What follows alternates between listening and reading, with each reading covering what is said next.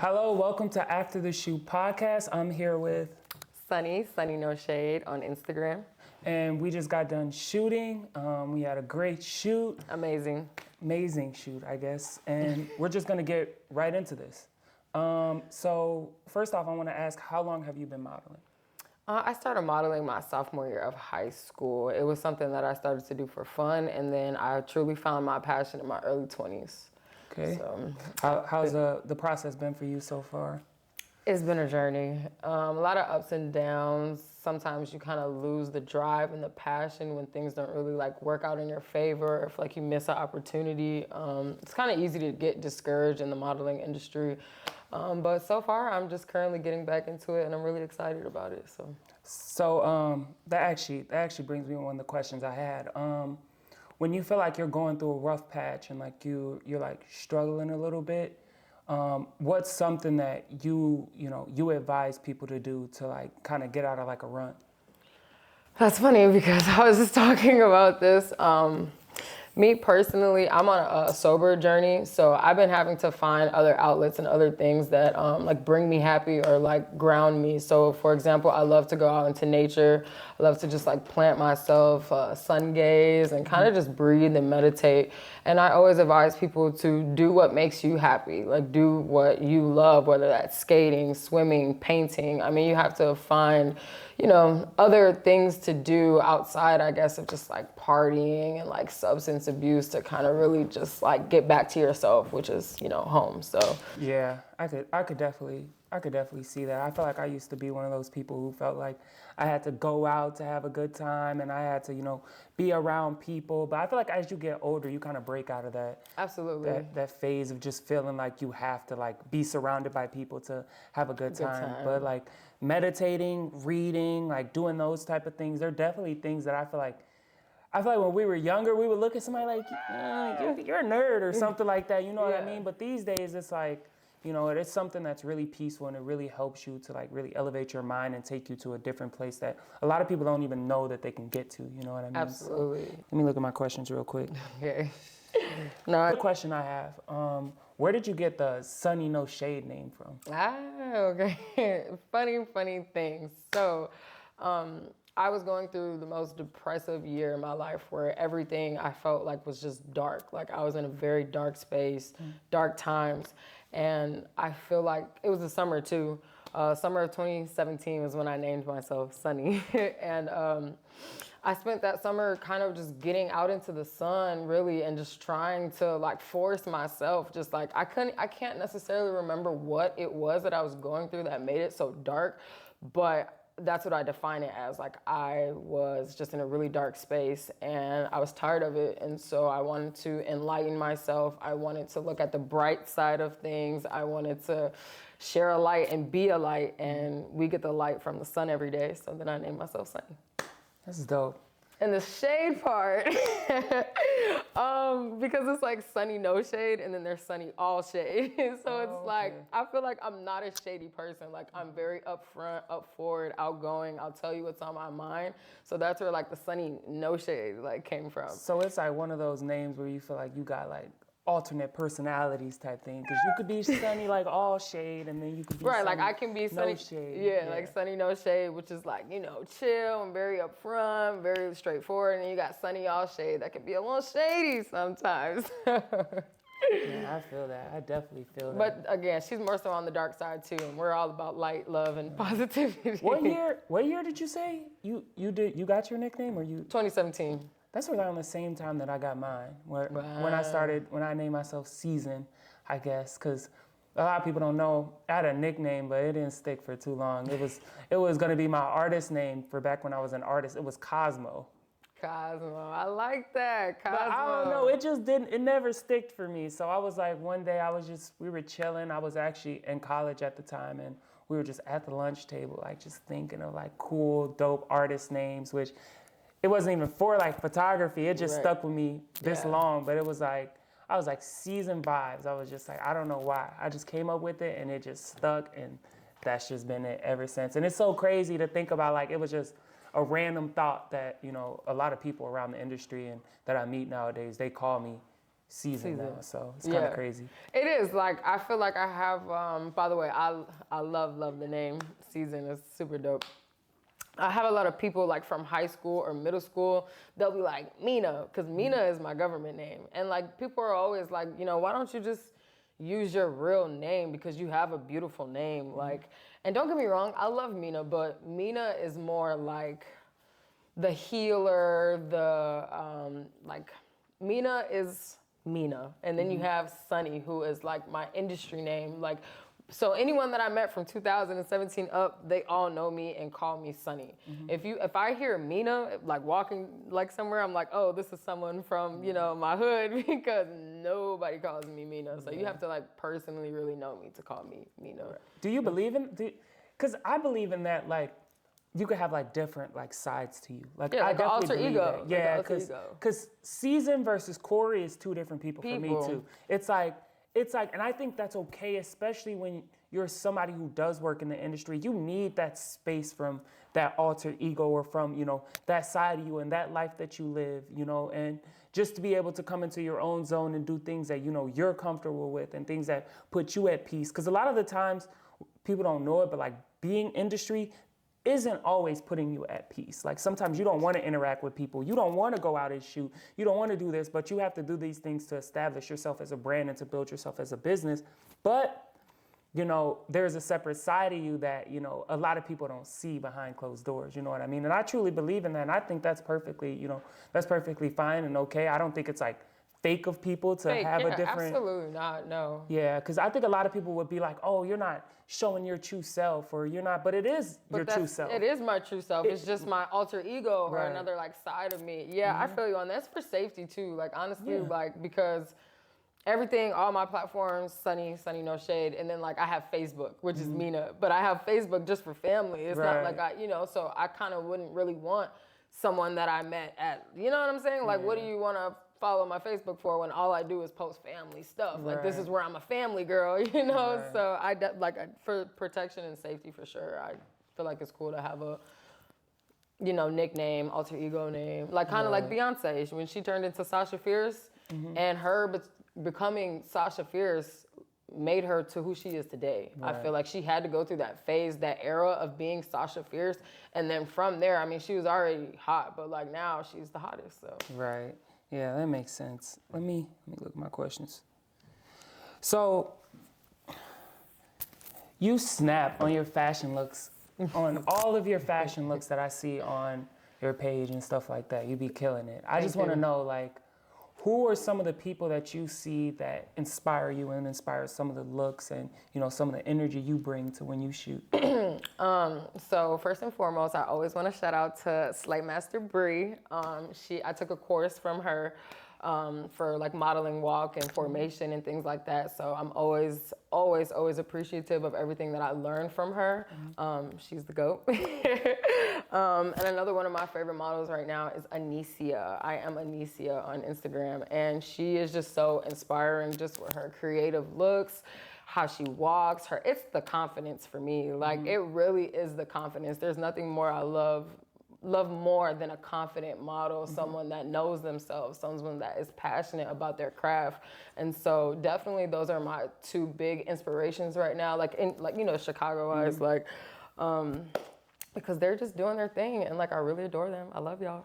That's dope. You know what I love about Chicago? I don't know the second model you mentioned, but I actually know Bree. Yeah. But I love like people who can see somebody and be like, they inspire me. You know what I mean? Somebody, one of your peers, because I feel like it's so easy these days to like look at like celebrities and people you see online and people you never met and be like, they inspire me. But to like actually like recognize somebody, you know, within, you know, the city that you're in, somebody that you know, somebody you can contact and actually be like, they inspire me. That's really dope to me, because it's like that's somebody who you can always reach out to give you advice, you know what I mean? That's someone you can always, you know, look at their work and be like, dang, like she really snapped on this, and be like, you know what, I'm gonna take from this and bring some of this energy to what I do. So I think that's really dope. And I love Bree too. She's a dope artist. I actually worked with her. I think one time we worked before, a while ago, the shoot that we did, snapped on, absolutely killed it. I like this, I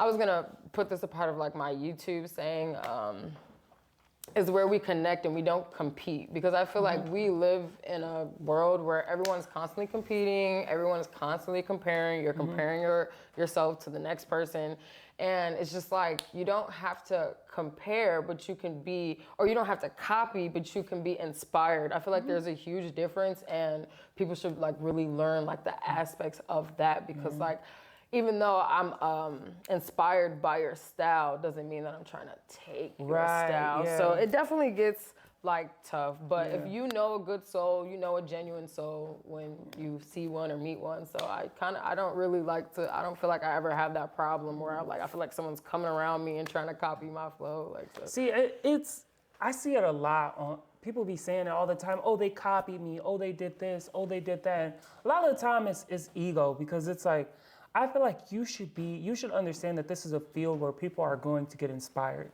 Absolutely. You know, if you're not creating art to inspire people and for people to take off of that and build off of that, you know, why are you creating it? Just to be in the spotlight, just to like, you know, have your stuff out there? It's like a lot of people I feel like don't really understand why they do it. And they're so quick to be like, oh, this person is copying me, or oh, this person wants to be like me.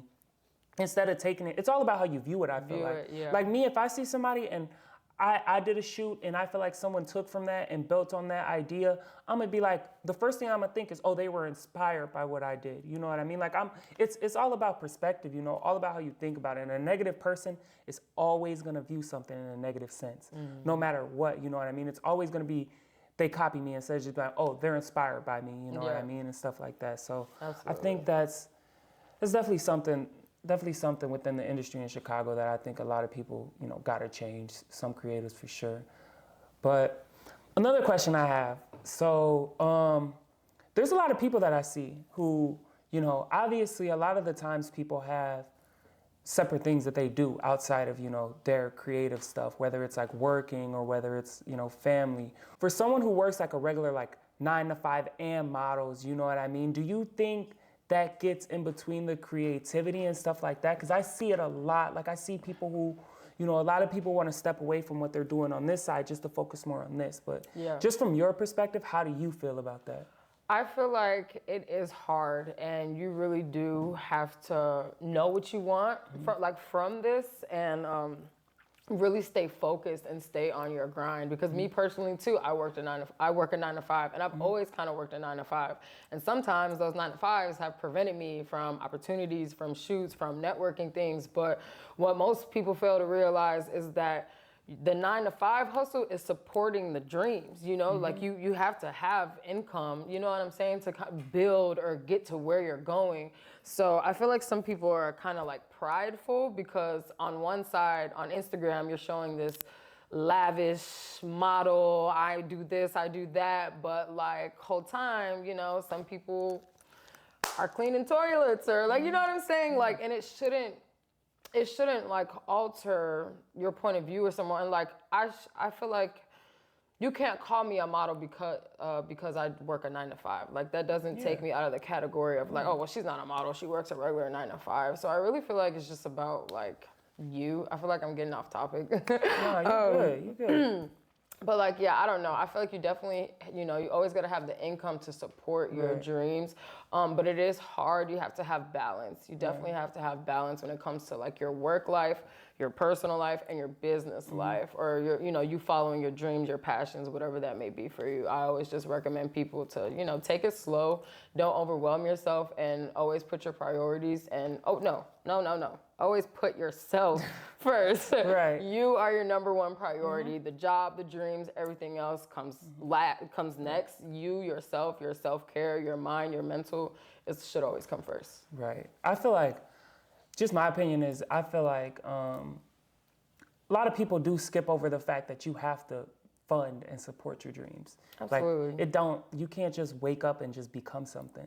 You know what I mean? Like it takes sacrifice, it takes hustle, it takes grind, and you know, what you do behind the scenes supports, you know, what you put out, and support your creative dream. Whatever supports it, do it. That's just how I feel about it. I never judge nobody because they, you know, they work and they do creative stuff. You know, I never judge somebody because they have to fund the dream that they want to build. You know what I mean? It takes time, it takes sacrifice. So, Yeah, that's just my opinion on it. Let me see what other questions I have on here. Oh, all right. So, what do you believe are some of your strengths and weaknesses as a model? Okay, we'll start with the weaknesses. I feel like some of my weaknesses is that I repeat the same things. So that's why it's like right now, me stepping out my comfort zone, me wearing different outfits, me doing different things with my hair, me posing different, me walking different. I mean, it could just be a hair flip that'll just be different. I feel like one of my weaknesses is that I feel like I'm constantly repeating and doing the same thing. So now more than ever, I'm trying to switch it up, like switch up everything. And like in my recent fashion show, everyone was like, you killed it, you're so talented, you're amazing, you're beautiful, like you did a really good job. And then in the back of my mind, I'm like, I suck. Like in the back of my mind, I'm like, you could have did this better. How is it so easy for people to do that? Because I do the same thing. Like, it's so crazy. Like, being a creative is wild because, like, you can do something and everybody could be like, I love it. Like, I love, like, your work. I love what you did. I love how you walked at this show. But in your mind, you're just like, I could have did this better. I could have did that better. Oh, my God, I got to study a little bit more. Like, it's so crazy being a creative. But continue, my bad. No, you're good. I feel like, but that's everyone though. Like we're constantly living in our heads, and that's something that we all have to work on as a collective because, again, people telling you one thing, and then you're in your mind just like, okay. So that's one of my weaknesses, and I feel like my strength is, I feel like my biggest strength is that I'm me and no one else is me, and no one else can, like, everyone has their own style and their own unique abilities, but I stand like firm on, okay, no one is me and that is my power. And so whatever I bring to the table or whatever energy that I come with, it's always gonna be me, it's always gonna be Sunny, and it's gonna be great. I love that. I love that. I'm taking that with me. I'm taking that one with me because I love. That is true. You're always going to be you. As long as you know who you are, it don't matter. And it goes back to what you were saying earlier. It's when you focus on you and what you can do and understand your value, you ain't worried about what nobody else is doing. Like, you're not worried about how many people are models. You're not worried about who else is, posting what they're doing. If you can be better than them, it's just you. I love that. Absolutely. You gotta know thyself. Know thyself. I love that. Let me think. Can you stop my phone if you don't mind? Thank you. Nah, you're good. Okay. 6 minutes. 6 minutes left? Yeah. All right, good. So I only have one more question. So last question well, this isn't really a question. I have a riddle. So, being Sunny, this is kind of funny because this kind of matches.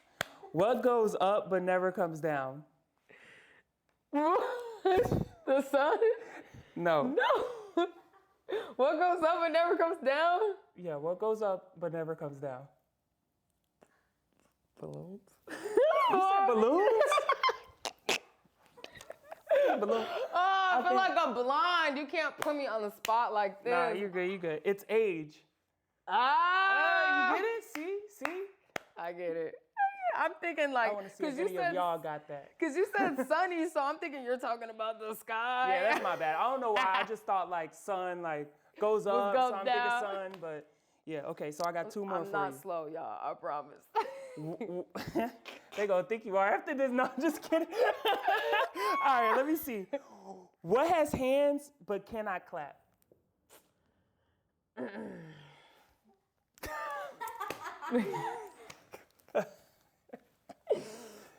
Hands. What has hands but cannot clap? See, you know what? I'll give you a hint. Time. Huh?